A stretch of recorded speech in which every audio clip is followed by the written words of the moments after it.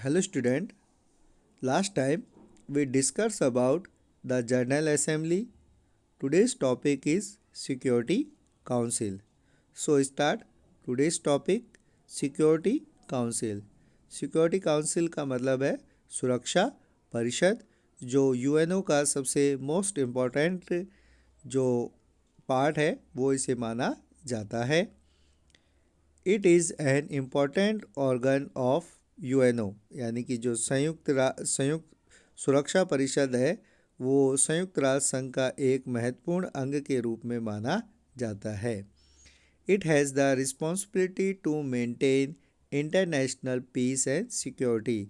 जो इस जो सुरक्षा परिषद है उसका दायित्व है कि वो किस तरीके से जो अंतर्राष्ट्रीय शांति और सुरक्षा को बनाए रखे।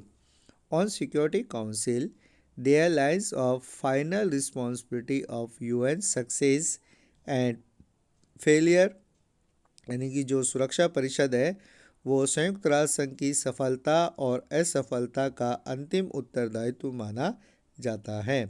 Because it only has the power to implement the decision and charter on UNO, क्योंकि ये जो महासभा के जितने भी जो निर्णय होते हैं वो सुरक्षा परिषद के चार्टर को लागू करने से संबंधित रखती हैं। मतलब जितने भी जो जनरल असेंबली में जितने भी डिसीजन होते हैं उसको इम्प्लीमेंट करने का काम जो सिक्योरिटी काउंसिल के द्वारा ही किया जाता है। If the general assembly is a directive body then security council is a decision making executive organ of UNO. यदि महासभा निर्देशित अंग है यानी कि निर्देश देने का काम करती है तो जो सुरक्षा परिषद है संयुक्त राष्ट्र संघ में जितने भी डिसीजन होते हैं उनको इम्प्लीमेंट यानी कि उनको सुरक्षित उनको लागू करने का काम करती है। There are 15 member in security council of UNO यानी कि जो सुरक्षा परिषद है संयुक्त राष्ट्र संघ की जो सुरक्षा परिषद है उसमें टोटल 15 मेंबर्स यानी कि 15 सदस्य इसके अंदर होते हैं। China, France, USA, Russia and UK are permanent members. जो 5 जो मोस्ट कंट्रीज़ हैं वो इसकी परमानेंट मेंबर्स होती हैं, स्थायी सदस्य इन्हें बनाया जाता है।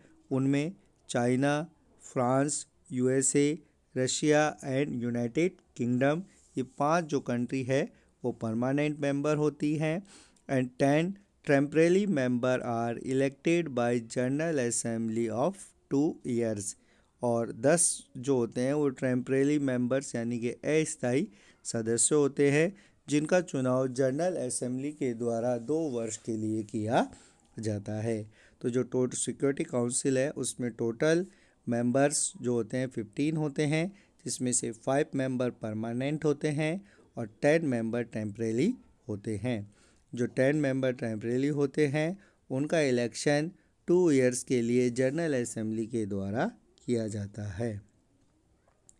At the time of electing member of security council geographical condition of general assembly has to be keep mind यानी कि जो सुरक्षा परिषद के सदस्यों को जो अस्थायी जो सदस्य हैं उनको चुनते समय जो महासभा की भौगोलिक परिस्थितियों को भी ध्यान में रखा जाता है। जो जियोग्राफिकल कंडीशंस हैं जनरल असेंबली की उसको फॉलो किया जाता है।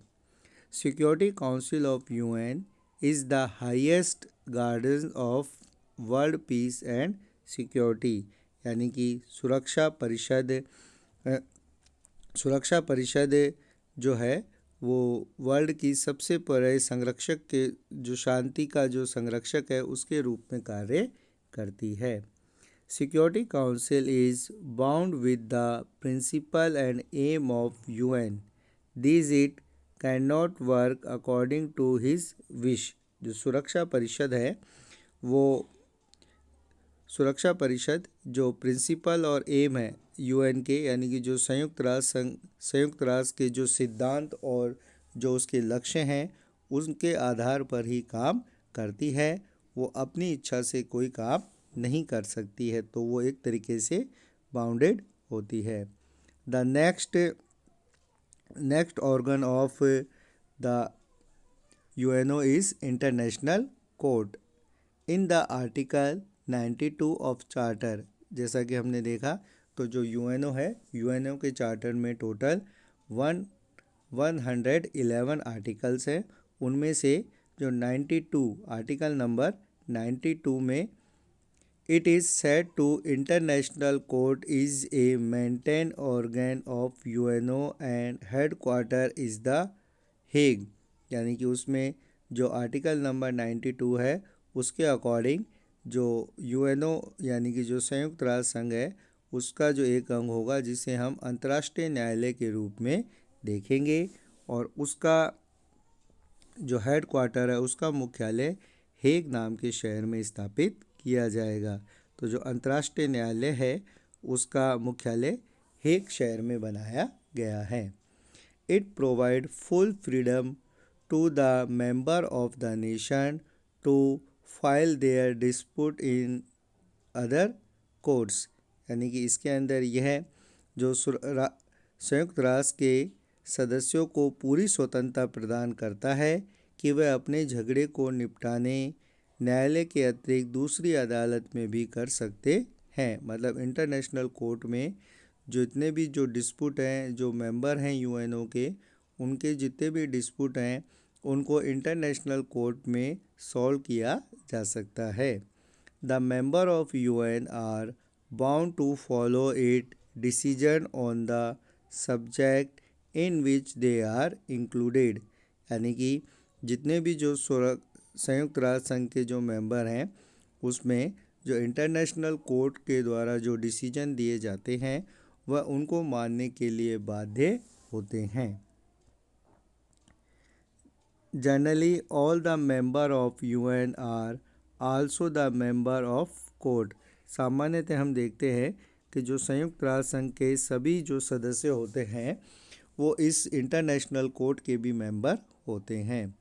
On the recommendation of security council and by the directive of general assembly on each subject according to earmarked condition, these nations can join the constitution of international court who are not its member। अगर हम देखें तो जो महासभा जो सुरक्षा परिषद है उसकी जो रिकमेंडेशन यानी कि जो सिफारिशों पर जो महासभा के द्वारा प्रत्येक विषय पर निर्धारित शर्तों के अनुसार जो देश होते हैं अंतर्राष्ट्रीय न्यायालय के संविधान में शामिल हो सकते हैं जो इसके सदस्य नहीं हैं। मतलब ऐसी कंट्रीज़ जो यूएन के मेंबर नहीं हैं बट वो अगर सिक्योरिटी काउंसिल रिकमेंड करता है तो जनरल असेंबली की परमिशन के बाद में वह भी अपने जो डिस्प्यूट हैं वो इंटरनेशनल कोर्ट में ला सकते हैं। General Assembly and Security Council freely select suitable condition for membership in international court. There are 22 judges in international court, यानी कि जो अंतर्राष्ट्रीय न्यायालय है उसमें कुल 22 जजेस यानी कि 22 उसमें न्यायाधीश कार्य कर रहे हैं। In international court, the people who get majority in security and general assembly are declared elected, यानी कि जो इंटरनेशनल कोर्ट में ऐसे व्यक्ति जिनको बहुमत प्राप्त होता है, सिक्योरिटी यानी कि जो सुरक्षा परिषद है और जो जनरल असेंबली है उसमें जिनको बहुमत प्राप्त होता है तो उसके आधार पर जो ये जजेस हैं उनको डिक्लेयर किया जाता है। The justice of international court are elected for 9 years, यानी कि जो अंतर्राष्ट्रीय न्यायालय में जो न्यायाधीश होते हैं उन्हें 9 वर्ष के लिए उनका चुनाव किया जाता है। And after the 3rd year 5 जज retire then can fight the election again, यानी कि हर 5 वर्ष बाद में हर 3 वर्ष बाद में 5 जज रिटायर्ड यानी कि सेवानिवृत्त हो जाते हैं और वह पुनः न्यायाधीश का चुनाव लड़ सकते हैं। तो हम कह सकते हैं कि जो इंटरनेशनल कोर्ट होता है उसमें जो न्यायाधीश होते हैं उनका जो कार्यकाल लगभग 9 वर्ष का होता है और प्रत्येक 3 वर्ष में 5 जज जो होते हैं वो रिटायर हो जाते हैं और वह वापस से इसका चुनाव लड़ सकते हैं। The government of member countries to nominate the judges यानी कि जो अगर हम देखें तो जो गवर्नमेंट ऑफ मेंबर कंट्रीज़ यानी कि जो सदस्य देश है उसकी जो सरकार होती है वो इन जज को नॉमिनेट करती है। पार्टिसिपेट इन इलेक्शन, वो ये नॉमिनेट करती है कि किस जज के लिए इलेक्शन यानी कि कौन ऐसा व्यक्ति है जो जज के लिए इलेक्शन में पार्टिसिपेट कर सकता है। But the justice neither can represent their country, पर जो जस्टिस होते हैं वो उस कंट्री को रिप्रेजेंट यानी कि उस कंट्री का प्रतिनिधित्व नहीं करते हैं। Work according to the direction of their government, यानी कि उनके द्वारा जो कार्य किया जाता है वो जो संविधान है उनके निर्देशों के आधार पर ही वो कार्य करते हैं। यानी कि जो चार्टर है, यूएन का चार्टर है, उसके अकॉर्डिंग जो जस्टिस होते हैं वो अपना काम करते हैं। India's justice Dalveer Bhandari, it is the present a justice of international court. भारत के जो जस्टिस दलवीर भंडारी हैं वर्तमान में अंतर्राष्ट्रीय न्यायालय के न्यायाधीश हैं। International court has optional right regarding to case which are brought in by voluntary causes of the two countries. It is not behind to any country to bring of case to it. अंतर्राष्ट्रीय न्यायालय के पास देश के मुकदमे से संबंधित इच्छिक क्षेत्राधिकार होता है। इसका अर्थ है कि ऐसे मुकदमे देश किसी समझौते के अंतर्गत इसमें लाता है। किसी भी देश पर यह प्रतिबंध नहीं होता है कि वह अपने मुकदमे इस न्यायालय में लाए ही।